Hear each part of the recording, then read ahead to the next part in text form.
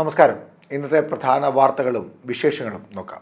ഏറ്റവും ആദ്യം ദേശാഭിമാനിയാണ്. ദേശാഭിമാനി എന്ന പ്രാധാന്യത്തോട് നൽകിയിട്ടുള്ള വാർത്ത, മസ്ജിദ് ക്ഷേത്രമാണോ എന്ന് പരിശോധനയ്ക്കിടെ സംഘർഷം. യു.പിയിൽ 3 പേരെ വെടിവെച്ചു കൊന്നു. ഹർജി നൽകിയത് സംഘപരിവാറുകാർ. പ്രതിഷേധം അവഗണിച്ച് മസ്ജിദിൽ സർവേ പൂർത്തിയാക്കി.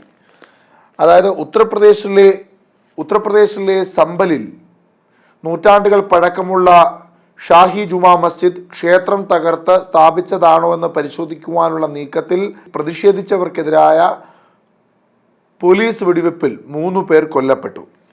എന്നാൽ മതത്തിൻ്റെ പേരിൽ, ദേവാലയങ്ങളുടെ പേരിൽ ദൈവീയ ഇത്തരത്തിൽ ആക്രമണങ്ങൾ അഴിച്ചുവിടാതിരിക്കുക. അത് സർക്കാരാണെങ്കിലും ജനങ്ങളാണെങ്കിലും ആരാണെങ്കിലും ശരി, മനുഷ്യൻ്റെ ജീവനാണ് അതിനേക്കാൾ വലുത് എന്ന ബോധ്യമുണ്ടാകണം. ദയവേത് ഇത്തരത്തിലുള്ള പ്രവണതകൾ ഉണ്ടാക്കാതിരിക്കാൻ പരമാവധി പരിശ്രമിക്കുക. എല്ലാ മതസ്ഥരെയും എല്ലാ ജനവിഭാഗത്തെയും ഉൾക്കൊള്ളുവാനുള്ള ഒരു മനസ്സുണ്ടാക്കുക. 16-ാം നൂറ്റാണ്ടിലെ മസ്ജിദ് എന്ന് പറഞ്ഞുകൊണ്ട് വലതുഭാഗത്ത് ചെറിയൊരു കോളത്തിൽ ദേശാഭിമാനി ഇതുമായി ബന്ധപ്പെട്ടൊരു ചെറിയ വിവരണം കൂടി നൽകുന്നു.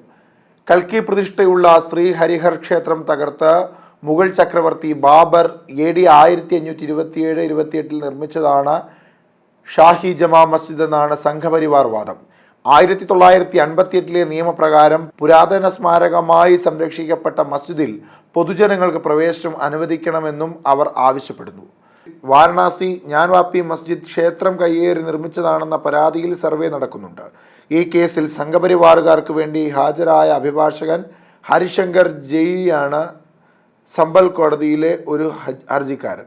ശീതകാല സമ്മേളനത്തിന് ഇന്ന് തുടക്കം. പാർലമെന്റിന്റെ ശീതകാല സമ്മേളനത്തിന് തിങ്കളാഴ്ച തുടക്കമാകും. വിവാദമായ വഖഫ് ഭേദഗതി ബില്ലടക്കം 16 ബില്ലുകൾ പരിഗണിക്കും. വഖഫ് അടക്കം 5 പുതിയ ബില്ലുകളാണ്. സംയുക്ത പാർലമെന്ററി സമിതിയുടെ പരിഗണനയിലുള്ള വഖഫ് ഭേദഗതി ബില്ലുമായി ബന്ധപ്പെട്ട റിപ്പോർട്ട് വെള്ളിയാഴ്ച സർക്കാരിന് കൈമാറുമെന്നാണ് സൂചന. അടുത്ത മറ്റൊരു പ്രധാനപ്പെട്ട വാർത്ത, വഖഫ് ബോർഡുമായി ബന്ധപ്പെട്ട മുനമ്പത്ത് നടക്കുന്ന പ്രശ്നവുമായി ബന്ധപ്പെട്ട വാർത്തയാണ്. മുനമ്പം ജുഡീഷ്യൽ കമ്മീഷൻ നടപടികൾ വേഗത്തിലാക്കും.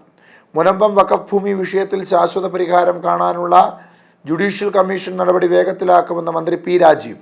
മുനമ്പം പ്രദേശത്ത് നിയമപ്രകാരം താമസിക്കുന്നവരുടെ അവകാശവും സംരക്ഷണവും ഉറപ്പാക്കും.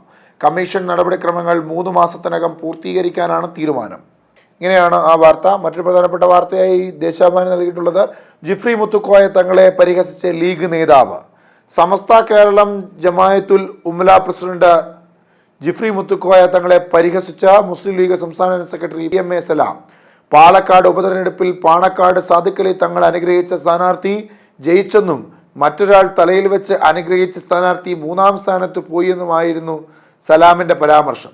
പാലക്കാട്ടെ LDF സ്ഥാനാർത്ഥി P. സരിൻ ജിഫ്രി മുത്തുക്കോയ തങ്ങളെ സന്ദർശിച്ചതിനെയാണ് കുവൈത്തിൽ വെച്ച് സലാം പരിഹസിച്ചത്. സമൂഹ മാധ്യമങ്ങളിൽ സലാമിനെതിരെ പ്രതിഷേധം വ്യാപകമാണ്. പ്രശ്നം തണുപ്പിക്കാനും സലാമിനെ രക്ഷിക്കാനുമായി ലീഗ് അഖിലേന്ത്യാ ജനറൽ സെക്രട്ടറി PK കുഞ്ഞാലിക്കുട്ടി രംഗത്തെത്തി. PMA സലാമിന്റെ പ്രസ്താവന പ്രതിഷേധാർഹം. ജിഫ്രി മുത്തുക്കോയ തങ്ങളെ പരസ്യമായി അപമാനിച്ച മുസ്ലിം ലീഗ് സംസ്ഥാന സെക്രട്ടറി PMA സലാമിന്റെ നടപടിക്കെതിരെ സമസ്ത നേതാക്കൾ, SYF, SKS, SF സംഘടനകളുടെ 9 നേതാക്കൾ സംയുക്തമായി പ്രതിഷേധ കുറിപ്പിറക്കി. മറ്റൊരു പ്രധാനപ്പെട്ട വാർത്ത, സുപ്രീം കോടതിയിൽ ഹർജി, അദാനിക്കെതിരായ US അറസ്റ്റ് വാറണ്ട് അന്വേഷിക്കണം. ഇന്ത്യയിൽ ഭരണാധികാരികൾക്കും മറ്റും 2200 കോടി രൂപ കോഴ നൽകി സൗരോർജ്ജ കരാർ നേടിയെന്ന കുറ്റത്തിന് ഗൗതം അദാനിക്കും കൂട്ടാളികൾക്കുമെതിരായി അമേരിക്കയിൽ നിയമ നടപടി ആരംഭിച്ചതിനെക്കുറിച്ച് അന്വേഷണം ആവശ്യപ്പെട്ട് സുപ്രീം കോടതിയിൽ ഹർജി. ഋഷഭിനും ശ്രേയസിനും കോടിക്കിലുക്കം. IPL ക്രിക്കറ്റ് ചരിത്രത്തിലെ ഏറ്റവും വലിയ തുകയ്ക്ക് Lucknow super Jains Indian wicket keeper Rishabh പന്തിനെ സ്വന്തമാക്കി. 27 കോടിയാണ് ലേലത്തുക. ശ്രേയസ് അയ്യർ 26.75 കോടിക്ക് പഞ്ചാബ് കിങ്സ് സ്വന്തമാക്കി. ഈ വാർത്തകൾക്കാണ് ദേശാഭിമാനി ഏറ്റവും കൂടുതൽ പ്രാധാന്യം നൽകിയിട്ടുള്ളത്. അടുത്തത് മാതൃഭൂമിയാണ്. മാതൃഭൂമി എന്ന മനോഹരമായ ചില ചിത്രങ്ങളൊക്കെ നൽകി സ്പോർട്സിന് വലിയ പ്രാധാന്യം നൽകിയിട്ടുണ്ട്. അതായത് വില കൂടിയ പന്ത് എന്ന തലക്കെട്ടാണ് നൽകിയിട്ടുള്ളത്. അതായത് ഇന്ത്യൻ പ്രീമിയർ ലീഗ് ക്രിക്കറ്റ് ചരിത്രത്തിലെ ഏറ്റവും വിലയേറിയ താരമായി Indian wicket keeper batter Rishabh Pant. മെഗാലേലത്തിൽ 27 കോടി രൂപയാണ് പന്തിനെ ലക്നൗ സൂപ്പർ ജെയിൻസ് ടീം സ്വന്തമാക്കിയത്. 16 കോടി രൂപയ്ക്കാണ് പന്തിനെ ഡൽഹി ഇതുവരെ നിലനിർത്തിപ്പോയിരുന്നത്.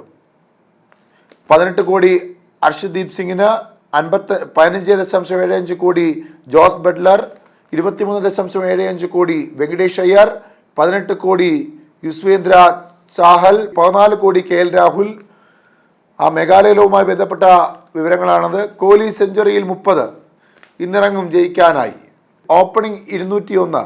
ഓപ്പണിംഗ് വിക്കറ്റിൽ ഓസ്ട്രേലിയയിലെ ഇന്ത്യയുടെ ഏറ്റവും ഉയർന്ന സ്കോറാണ് ജയ്സ്വാളും രാഹുലും ചേർന്ന് നേടിയത്. 1986 കെ ശ്രീകാന്തും സുനിൽ ഗാവസ്കറും ചേർന്ന് നേടിയ 191 റൺസ് കൂട്ടുകെട്ടിന്റെ റെക്കോർഡ് പഴങ്കഥയായി.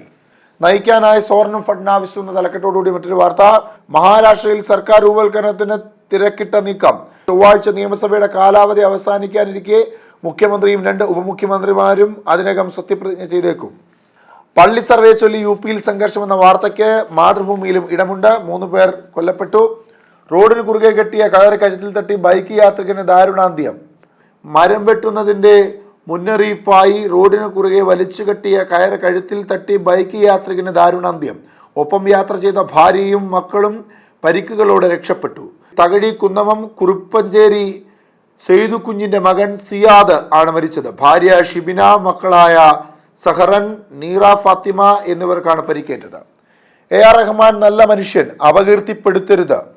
വിവാഹമോചനവുമായി ബന്ധപ്പെട്ട് AR റഹ്മാനെ അപകീർത്തിപ്പെടുത്തുന്ന പ്രചരണങ്ങൾ നടത്തുന്നതിനെതിരെ ഭാര്യ സൈറ ബാനു. ലോകത്തെ ഏറ്റവും നല്ല മനുഷ്യരിൽ ഒരാളാണ് റഹ്മാനെന്നും താൻ അദ്ദേഹത്തെ അതിയായി സ്നേഹിക്കുന്നുണ്ടെന്നും തിരിച്ചും അങ്ങനെ തന്നെയാണെന്നും സമൂഹ മാധ്യമങ്ങളിലൂടെ പുറത്തുവിട്ട ശബ്ദ സന്ദേശത്തിൽ അവർ വ്യക്തമാക്കി. അഭ്യർത്ഥനയുമായി ഭാര്യ സൈറ ബാനു. ഇന്ത്യയിലെ തെരഞ്ഞെടുപ്പ് പ്രകീർത്തിച്ച് മസ്ക്. ഇന്ത്യയിലെ തെരഞ്ഞെടുപ്പ് സംവിധാനത്തെ കാര്യക്ഷമമായി പ്രശംസിച്ച Tesla CEO Elon Musk. India 64 കോടി വോട്ട് ഒറ്റ ദിവസം കൊണ്ട് എണ്ണിത്തീർക്കുമ്പോൾ കാലിഫോർണിയയിൽ വോട്ട് ഇപ്പോഴും എണ്ണിക്കൊണ്ടിരിക്കുകയാണെന്ന് മസ്ക് പറഞ്ഞു. കാകദൃഷ്ടി എന്ന മാതൃഭൂമിയുടെ കാർട്ടൂൺ പരമ്പരയിൽ മഹാരാഷ്ട്ര വിധി അവിശ്വസനീയം, ചെന്നിത്തല. മറാഠിയിൽ മാത്രം കാണുന്ന പ്രത്യേകതരം EVM എന്നുള്ളതാണ് നൽകിയിരിക്കുന്ന തലക്കെട്ട്. അടുത്തത് ദീപികയാണ്. ദീപിക എന്ന ഏറ്റവും കൂടുതൽ പ്രാധാന്യത്തോടെ നൽകിയിട്ടുള്ള വാർത്ത ശീതകാലം ചൂടുപിടിക്കുമെന്ന വാർത്തയാണ്. അതായത് വഖഫ് നിയമ ഭേദഗതിക്കുള്ള 16 ബില്ലുകൾ പരിഗണിക്കും. പാർലമെന്റിന്റെ ശൈത്യകാല സമ്മേളനം ഇന്നു മുതൽ ഒരു രാജ്യം ഒറ്റ തെരഞ്ഞെടുപ്പ് ബില്ലും ചർച്ചയാകും. ശീതകാല പാർലമെന്റ് സമ്മേളനവുമായി ബന്ധപ്പെട്ട വാർത്ത ദീപികയും നൽകുന്നു. ജാർഖണ്ഡിൽ ഹേമന്ത് സോറൻ വ്യാഴാഴ്ച അധികാരമേൽക്കും എന്ന വാർത്തയ്ക്ക് പ്രാധാന്യം നൽകുന്നു ദീപിക. ഭിന്നശേഷി സംവരണം മാർഗനിർദ്ദേശങ്ങൾ പുറത്തിറക്കി കേന്ദ്രം. കമ്മിറ്റിയിൽ ഭിന്നശേഷി പ്രതിനിധികളും. 40% വൈകല്യമുള്ളവർക്ക് പുതിയ തസ്തികകൾ നൽകും. ഭിന്നശേഷി സംവരണം ഏകീകൃതമാക്കാൻ കേന്ദ്ര സർക്കാർ മാർഗനിർദ്ദേശങ്ങൾ പുറത്തിറക്കി. 40% വൈകല്യമുള്ളവർക്ക് പുതിയ തസ്തികകൾ കണ്ടെത്തി നൽകി. പിന്നീട് കമ്മിറ്റികൾ രൂപീകരിച്ച് പഠിക്കണമെന്നതാണ് കേന്ദ്രത്തിന്റെ പ്രധാന നിർദ്ദേശം. അദാനിക്കെതിരെ കുറ്റപത്രം, അന്വേഷണം ആവശ്യപ്പെട്ട ഹർജി എന്ന വാർത്തയ്ക്ക് ഇടം നൽകുന്ന ദീപിക. മഹാരാഷ്ട്ര സർക്കാർ ഇന്ന് അധികാരമേൽക്കും. ഫഡ്നാവിസോ ഷിൻഡെയോ. മഹാരാഷ്ട്ര നിയമസഭാ തെരഞ്ഞെടുപ്പിൽ മിന്നുന്ന വിജയം കരസ്ഥമാക്കിയ BJPയുടെ നേതൃത്വത്തിലുള്ള മഹായുതി സർക്കാർ ഇന്ന് അധികാരമേൽക്കും. സാമ്പത്തിക നിയന്ത്രണം കാറ്റിൽ പറത്തി GST വകുപ്പിന് 48 കാറുകൾ വാങ്ങാൻ അനുമതി. സർക്കാർ ഓഫീസുകളിൽ വാഹനങ്ങൾ വാങ്ങുന്നതിനും കെട്ടിട നവീകരണത്തിനുമുള്ള നിയന്ത്രണം നീട്ടി ഉത്തരവിറക്കിയതിനു പിന്നാലെ സംസ്ഥാന ചരക്ക് സേവന നികുതി വകുപ്പിൽ 48 വാഹനങ്ങൾ വാങ്ങുന്നതിന് അനുമതി. സംസ്ഥാനം കടുത്ത സാമ്പത്തിക പ്രതിസന്ധിയിൽ നിൽക്കെയാണ് 48 പുതിയ വാഹനങ്ങൾ വാങ്ങാൻ 3.79 കോടി രൂപയുടെ പദ്ധതി സർക്കാർ അനുമതി നൽകിയത്. മഹാരാഷ്ട്രയിലെ കോൺഗ്രസ് തോൽവി പ്രതിപക്ഷ നേതാവിന് പോലും സാധ്യതയില്ല. മഹാരാഷ്ട്രയിലെ കോൺഗ്രസ് തോൽവി പ്രതിപക്ഷ നേതാവിന് പോലും സാധ്യതയില്ല എന്ന മാവേലി നാട് എന്ന ദീപികയുടെ കാർട്ടൂൺ പരമ്പരയിലെ കാർട്ടൂണാണിത്. ജയിച്ചാലും തോറ്റാലും ക്രെഡിറ്റ് എനിക്ക് വേണമെന്നില്ലെന്ന് ഇലക്ഷൻ ചുമതല ഏറ്റപ്പോഴേ പറഞ്ഞിരുന്നു എന്നുള്ളതാണ് അതിൻ്റെ തലക്കെട്ടായി നൽകിയിട്ടുള്ളത്. മാർ ജോർജ് കൂവക്കാട് അഭിഷിക്തനായി എന്ന വാർത്തയ്ക്ക് ദീപിക പ്രാധാന്യം നൽകുന്നു. മാധ്യമത്തിലേക്ക് വരുമ്പോൾ സമ്പൽ ഷാഹി ജമാ മസ്ജിദ് സർവേ. വെടിവെപ്പ് 3 മരണം.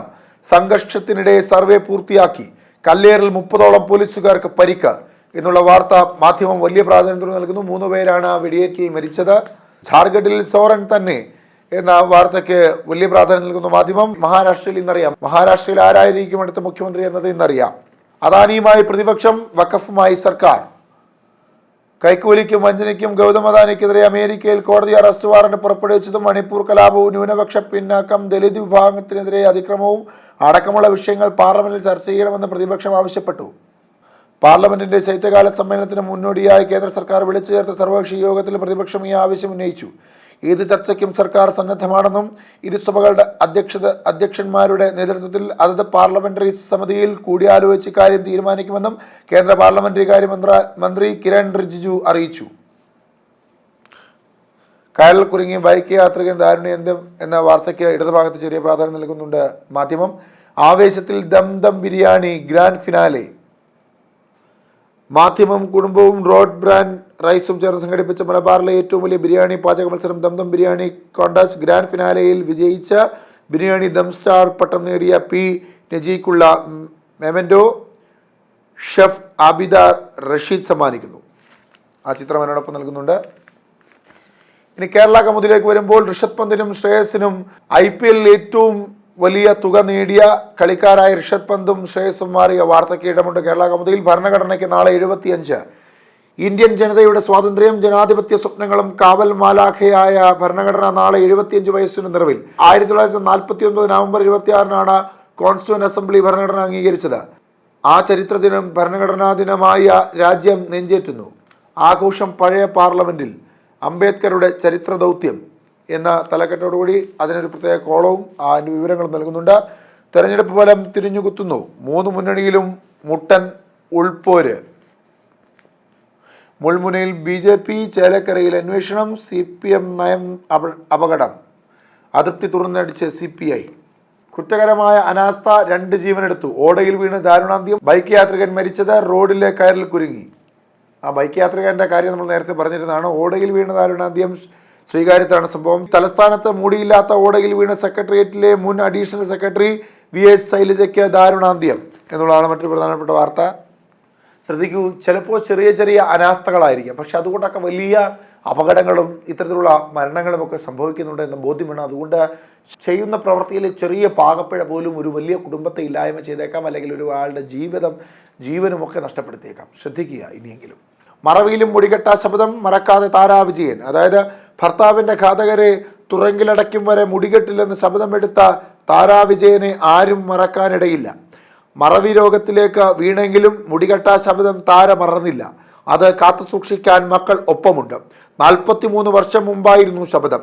മഹാഭാരതത്തിലെ ദ്രൗപദി ചെയ്ത പോലെ ഒരു ശബ്ദമാണ്. ഏരൂർ പഞ്ചായത്ത് എക്സിക്യൂട്ടീവ് ഓഫീസറായിരുന്ന ഭർത്താവ് S വിജയൻ 1981 ജൂൺ 23 അദ്ദേഹത്തിൻ്റെ മൃതദേഹം ഏരൂർ പഞ്ചായത്ത് ഓഫീസിലെ കിണറ്റിൽ കണ്ടെത്തി. ഘാതകരുടെ അറസ്റ്റ് ആവശ്യപ്പെട്ട മുട്ടാത്ത വാതിലുകളില്ല. അഴിച്ചിട്ട മുടിയുമായി സെക്രട്ടേറിയറ്റിന് മുന്നിൽ മക്കളുമായി നിരാഹാരമായിരുന്നു. ആ സ്ത്രീയുടെയും മക്കളുടെയും ചിത്രം അതിനോടൊപ്പം നൽകിയിട്ടുണ്ട്. തലവര എന്ന കേരള കൗമുദിയുടെ കാർട്ടൂൺ പരമ്പരയിൽ സരിൻ തിളങ്ങുന്ന നക്ഷത്രമാകാൻ പോകുന്നു AK ബാലൻ. താങ്കളെ ഞാൻ സൈബർ കാപ്സ്യൂൾ അധോലോകത്തിലേക്ക് ക്ഷണിക്കുകയാണ് എന്നുള്ളതാണ് അതിന് ആ കാർട്ടൂൺ നൽകിയിട്ടുള്ള തലക്കെട്ട്.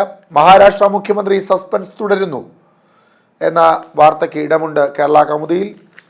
അടുത്ത ജന്മഭൂമിയാണ്. വികസിത ഭാരതം യുവനേതൃ സംവാദം ജനുവരിയിൽ വലിയ അവസരമെന്ന് പ്രധാനമന്ത്രി. വികസിത ഭാരതത്തെക്കുറിച്ചുള്ള യുവാക്കളുടെ ആശയങ്ങൾ പങ്കുവയ്ക്കുന്നതിനായി ജനുവരിയിൽ വികസിത ഭാരതം യുവനേതാക്കളുടെ സംവാദം എന്ന പരിപാടി സംഘടിപ്പിക്കുമെന്ന പ്രധാനമന്ത്രി നരേന്ദ്രമോദി. ശബരിമലയിൽ 18-ാം പടിക്ക് താഴെ ദർശനത്തിനായി കാത്തു നിൽക്കുന്ന അയ്യപ്പന്മാർ. മുനമ്പം വിഷയത്തിന് പ്രാധാന്യം നൽകുന്ന ജന്മഭൂമി. മുനമ്പത്ത് പ്രതിഷേധം ശക്തമാകുന്നു. വഖഫിനെ കടലിൽ കെട്ടിത്താഴ്ത്തി എന്ന തലക്കെട്ടാണ് നൽകിയിട്ടുള്ളത്. ഷാജി ജമാ മസ്ജിദിൽ സർവേക്കിടെ കല്ലേറ് 3 മരണം. മറ്റ് പ്രധാനപ്പെട്ട വാർത്തകളും വിശേഷങ്ങളുമായി വീണ്ടും കാണും വരെ നന്ദി, നമസ്കാരം.